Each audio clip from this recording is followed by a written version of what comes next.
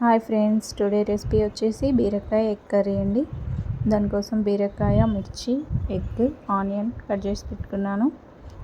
ప్యాన్లో ఒక ఆయిల్ పోసుకొని ఆవాలు, కొంచెం జీలకర్ర, అలాగే కట్ చేసి పెట్టుకున్న ఆనియన్, మిర్చి వేసుకున్నాను.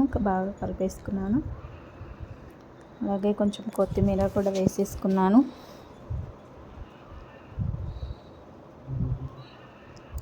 ఇప్పుడు ఆనియన్, మిర్చి ఫ్రై అయినాక కొంచెం అల్లం పేస్ట్ వేసుకొని కలిపేసుకుంటున్నాను. ఇప్పుడు కొంచెం పసుపు కలిపేసుకుంటున్నాను. ఇప్పుడు కట్ చేసి పెట్టుకున్న బీరకాయ ముక్కలన్నీ వేసేసుకొని కలిపేసుకోవాలి. ఇప్పుడు మూత పెట్టేసుకుంటున్నాను. బీరకాయలో వాటర్ వచ్చేసాయి పైకి, చూడండి. ఈ వాటర్ అన్నీ పోయేదాకా ఫ్రై చేసుకోవాలి. మొత్తం వాటర్ పోయాయి. వాటర్ పోయినాయి అంటే ఫ్రై అయిపోయినట్టే.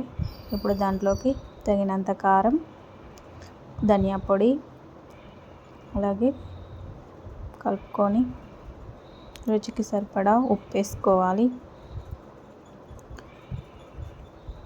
వేసుకొని కలిపేసుకొని ఇప్పుడు మనం బాయిల్ చేసి పెట్టుకున్న ఎగ్స్ కూడా దాంట్లో కర్రీలో వేసేసుకొని కలిపేసుకుంటే కొంచెం ఆ ఎగ్స్ కూడా ఫ్రై అవ్వనివ్వాలి కర్రీలో. కర్రీ దానికి ఎగ్స్కి పట్టుకుంటే బాగుంటుంది టేస్ట్. అలాగే లాస్ట్లో కొంచెం కొత్తిమీర వేసుకొని కలిపేసుకొని